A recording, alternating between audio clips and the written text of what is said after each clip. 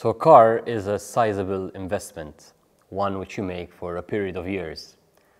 Now, if you've been watching this channel, I'm sure by now you're convinced that your next car has to be electric. But when I came to this decision, the next question I asked was, is it too early? Is the car I'm buying now going to be outdated in next year, in a few years' time? So I've broken down this discussion to these topics, and we're going to be going through them. I'm Luke, hit subscribe if you haven't, and this is The Future is Electric.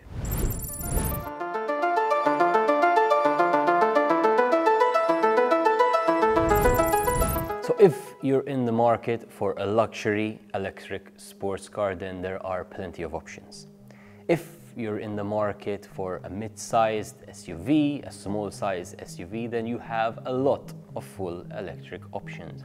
If you're in the market for a small electric car, unfortunately, this is where the options start to reduce. Something we're hopefully going to see more models available by 2025, 2027. So if, unfortunately, the size car you're after is currently not available, you will have to wait a bit. So the battery is the single most expensive component in your electric car. And of course, many people are worried that the battery technology of today is going to be inferior to the battery technology of tomorrow. And that may be the case. A lot of advances are being made in battery technology. What's the trend line? Well, if you look back at the Renault Zoe, the 2012 Renault Zoe, that came with a 22 kilowatt-hour pack, a battery that could hold 22 units of electricity. Today's Renault Zoe comes with a 52 unit or kilowatt-hour pack in the same physical dimensions. So battery tech is improving at around 5% per annum, so quite slow if you look at it that way. However, that's what you need to ask yourself. So if you buy your electric car this year, probably with the current trend, the batteries of next year will be 5% better. Is that a deal breaker? Well, probably not, especially if you live in a small country or you're going to be using your car in a small city. 5% of range from one year to the next, not a huge difference. Range is, of course, a crucial factor in electric vehicles, and the answer to range really boils down to efficiency. How efficient the car is at using said units of battery, because it's easy to keep increasing the size of the battery and thus getting more range. But the automakers which are ahead here are able to go further on the same size battery as everyone else. Efficiency is improving. It's improving because there's a lot of R&D in every aspect of the electric car. If you look back at Tesla, Tesla currently have the most efficient electric cars in the market. They have this because they've spent years working at every single component which is using electric power in the vehicle. From anything as small as the windshield wipers to obviously the electric motor, the cooling, everything is drawing energy, and the more energy you draw, the less distance your car is going to go. So efficiency is going to be a big factor, something I think we will be seeing improvements in the future. Mercedes have just shown off their EQXX, which was a prototype vehicle which was able to do 1,000 kilometers in real-world conditions with two people in the car on a single charge for 100, I believe 100 kilowatt battery. The efficiency was around 10 kilowatts per 100 kilometers, which is very, very good and much better than what's available in the market today. Still a prototype, but we're going to be seeing the tech and everything they've learned from that fuel into their production line vehicles. So efficiency is something that will probably improve in the future. And also on that, currently when you recharge an electric car, if you're used to refueling your car every 2 weeks, you're probably going to have to recharge your car every week or every week and a half. That's the comparison of the size of the gas tank versus the battery. This is going to change, so we will definitely start seeing ranges which are equal to the range you get from a petrol car, and will probably, being so early in this transition, see ranges which far exceed what you currently get from your gas tank. You might have seen my video where I explained how many solar panels you need in the real world to power an electric car. I'm linking that above. Now, the problem with mounting solar panels directly to your car is the surface area required will be just too large to fit on a vehicle. To decrease the surface area of the panels, you need the panels to get better per square inch. That comes down to the efficiency of the solar panels, which is improving, but is improving at a very slow rate. So it's going to be a while before we see solar-powered electric cars hitting the mass market. While there are a few exceptions out there, as I said, it's going to be a while since still we see these hitting the mass market. And you can get solar panels on your car today with some of the brands who offer it as an option. But what you have to pay for versus what you get needs a bit of thinking too.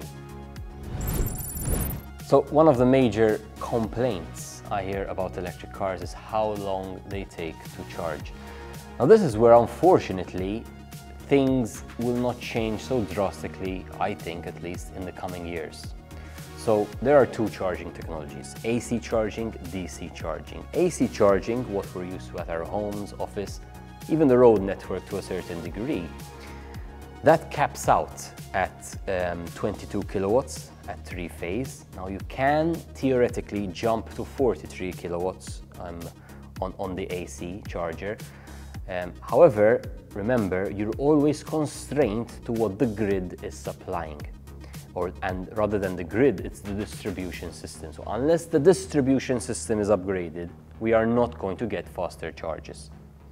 Now DC, rapid charging, this is where we will probably see an increase. So the current electric cars have a 400-volt battery, which thus allows them to charge at a particular speed. If you look at the Porsche Taycan, which was the first car to introduce the 800-volt architecture, it allows that car to charge a lot faster than its competitors. And true, the Porsche Taycan will put you back €250,000, but that technology in the Porsche Taycan will eventually funnel its way down to the cheaper EVs as well, and thus allowing us to charge faster on the DC rapid charging network. So the 5-minute, 10-minute charges, 20-minute charges are probably coming. When is a question we need to wait and see. So currently, most electric car batteries are coming from 6 major players, irrelevant of the vehicle brand.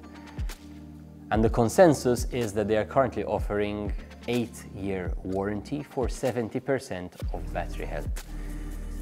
Now, that's quite reassuring to the buyer today, but what will warranties do in the future? Where California is currently passing a law which is going to require electric vehicle manufacturers to offer a warranty of 15 years on the battery for 80% health.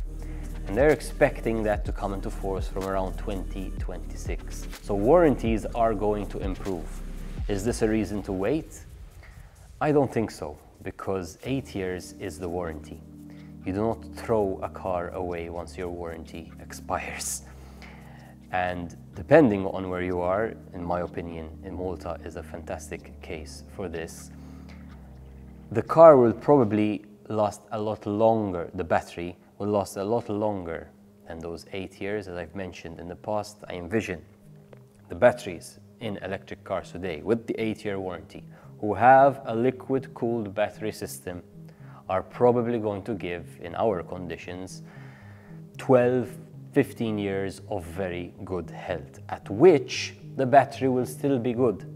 It will maybe not be good enough for the car and may need replacement, but it will be still good as a battery, and chances are it will be used for home storage. So will EVs get cheaper? The answer is yes and no. Cheaper EVs are coming, for sure. If you look at the trend line, we are heading there. But automakers will probably want to keep their price high and give you a better update to the car you are buying. So what has happened over these past 10 years is that electric vehicle prices on the lower end haven't really shifted. What has really improved is what you're getting for that price. So you're getting a battery which is double the size you would have gotten 10 years ago. But the prices really stayed very similar.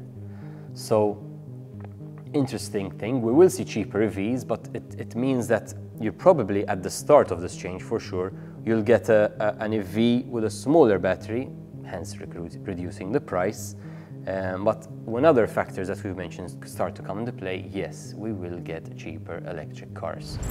EV incentives. So Malta has currently the highest EV grant in all of Europe, tied with a few other countries. It's that way because we need to increase the number of electric vehicles we have on our road to thus reduce the pollution we have in our air. The two are linked. So as the number of electric vehicles starts to increase, the EV grant will start to diminish and eventually go away. Electric cars also do not pay any road tax. So road tax is guaranteed €0 for 5 years, and currently €10 after that. That will also eventually change. They need to find money to build the roads from somewhere eventually, and this incentive will go away as well. So if you want to make the use of the best grant available, well, do not wait, because the grant won't be here forever. Many countries, the UK, Norway, those I can remember on the top of my head, have already decreased their grants significantly. So this will happen. When is still yet to be seen, but if you want a good sized grant on your car, then don't wait too long. So is it too early to buy an electric car? Will the electric cars of tomorrow be better than the ones we have today? Probably. Is it a reason to wait? Probably not. What I know for sure is that the future is electric.